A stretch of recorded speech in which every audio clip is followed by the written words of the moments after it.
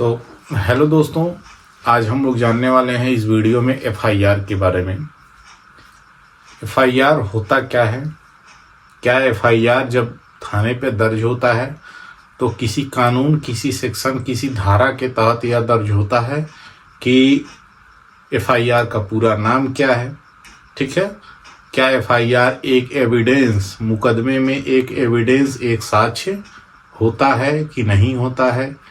FIR कैसे लिखा जाता है, किनको लिखा जाता है।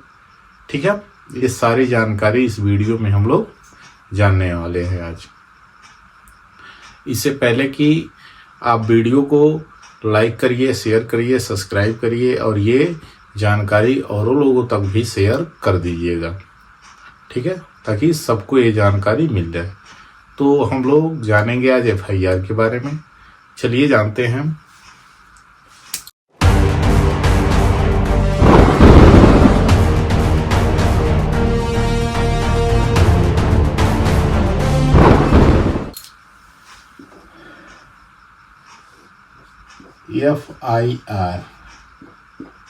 एफआईआर,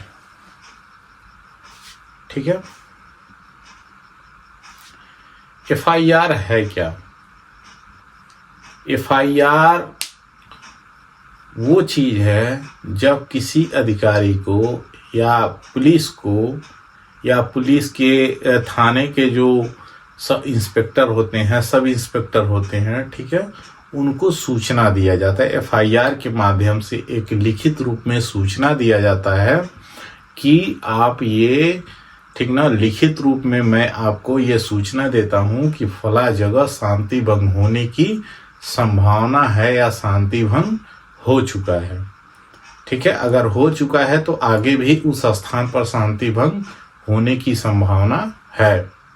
ठीक है, एफआईआर के माध्यम से पुलिस को सूचित किया जाता है कि इस जगह अपराध होने वाला है या छोटा अपराध हुआ है, शांति भंग हुआ है, बड़ा अपराध होने वाला है, आप इसको बड़ा अपराध होने से बचाइए।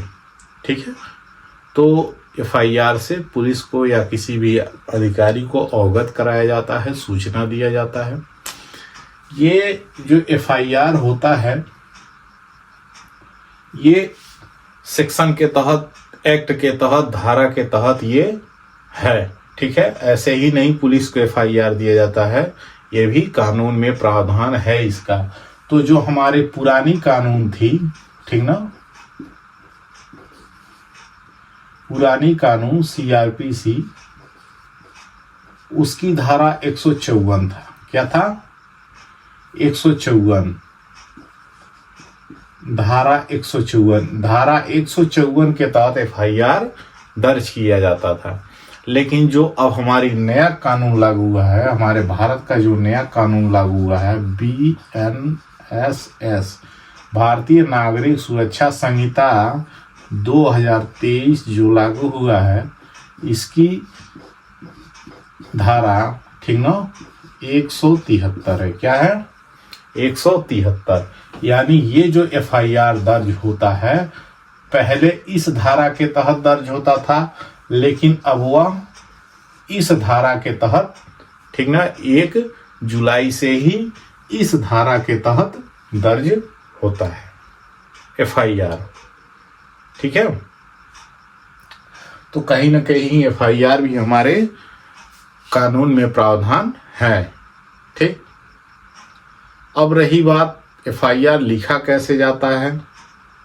एफआईआर सबसे पहले हम लिखते हैं ऊपर सेवा में, फिर नीचे लिखते हैं श्रीमान, श्रीमान। ठीक है, अगर किसी चौकी पे देना होता है तो यहाँ लिखते हैं चौकी प्रभारी महोदय, जहाँ स्थान हो वहाँ, या किसी कोतवाली में देना हो, ठीक है, तो यहाँ लिखते हैं श्रीमान, ठीक ना, थाना प्रभारी महोदय। ठीक है, यहाँ लिख करके फला कोतवाली, जहाँ भी स्थान हो, लिखा जाता है। या उप जिलाधिकारी को देना हो या जिलाधिकारी को देना हो तो यहाँ पे लिखा जाता है श्रीमान उप जिलाधिकारी या श्रीमान जिलाधिकारी। ठीक ना, लिख करके लिखा जाता है, फिर उसके बाद से लिखा जाता है महोदय, महोदय। फिर यहाँ नीचे से यहीं से पैरा उठाया जाता है कि निवेदन है कि हम प्रार्थी जो भी हो अपनी बातें पहले लिखेंगे कि निवेदन है कि हम प्रार्थी फला जगह का निवासी हूँ, हमारे साथ फला जगह फला व्यक्ति ने फला स्थान पर, ठीक ना, अपराध करने की कोशिश की, या अपराध मेरे साथ ये अपराध किया है, मुझे ऐसे मारा पीटा है, ठीक है। अब देखिए जब FIR लिखा जाता है तो FIR में एक एक चीज़ों को लोग लिखते हैं, ठीक।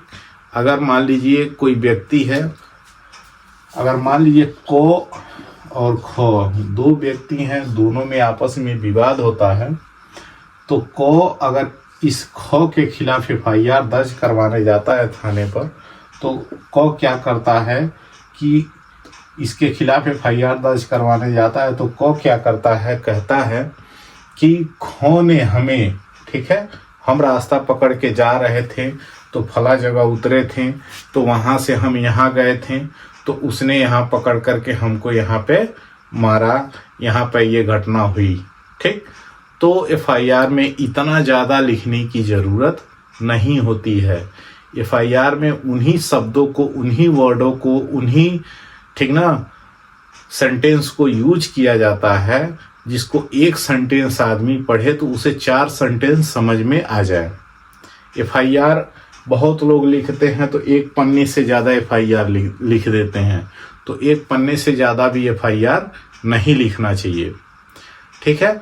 कोई भी अधिकारी आपका पूरा FIR नहीं पढ़ता है, FIR पूरा नहीं पढ़ता है, बस वो मोटी मोटा ऊपर नीचे देख लेता है और देखने के बाद वो समझ जाता है कि मामला क्या है, ठीक है। अब जब इतना लिखा जाता है, इतना मान लीजिए यहाँ से लिखते हुए आए, ठीक है, ये पूरा कंप्लीट हो गया, तो यहाँ लिखा जाता है, प्रेयर उठाया जाता है, अतः श्रीमान, ठीक ना, श्रीमान जी से निवेदन है कि फला व्यक्ति के ऊपर जो भी हो, ठीक है, जांच कर कार्रवाई करे या जो भी हो। तो अधिकतर अधिकारी जो ये प्रेयर होता है, ये प्रेयर अधिकतर अधिकारी महोदय ये प्रेयर को ही पढ़ते, ये बीच में क्या लिखा हुआ है, ठीक है, बहुत ज़्यादा ध्यान नहीं देते हैं, तो वो प्रेयर को ही पढ़ते हैं। बहुत ज़्यादा अधिकारी अक्सर करके प्रेयर को ही पढ़ते हैं, और प्रेयर से ही ये जो अतः श्रीमान जी इसके आगे जो लिखा होता है उसी को पढ़ते हैं, और उसी से वो समझ जाते हैं कि मामला है क्या। तो आप जब भी FIR दर्ज कीजिए, जब भी FIR दर्ज करवाइए या लिखिए या लिखवा के दीजिए, तो सबसे ज़्यादा विवरण इसमें मत डालिए, ठीक ना, कम से कम इसमें विवरण डालिए, कम शब्दों का प्रयोग करिए। कम शब्दों का प्रयोग करेंगे तो अधिक सेंटेंसों का पता चले उसमें, ठीक है। लेकिन जो मुख्य पॉइंट है, जो असली मुख्य बातें हैं, वो 2 लाइन में इस प्रेयर को लिखवा करके ख़त्म कर दीजिए, ताकि जो मुख्य पॉइंट है इस प्रेयर में अधिकारी आपका पढ़े और समझ जाए कि वाकई में मामला है क्या, रियल में मामला है क्या, ठीक है। तो जो वाकई में रियल में जो असली मामला होता है उसको प्रेयर में लिखवा दिया जाता है। लिखवा करके नीचे लिखा जाता है प्रार्थी, ठीक ना, या प्रार्थनी, जो भी ये एप्लीकेशन करता देने वाले जो भी हों, ठीक ना, उनका नाम, फला नाम, और यहाँ सिग्नेचर करवा करके अधिकारी के पास दे दिया जाता है, ठीक है।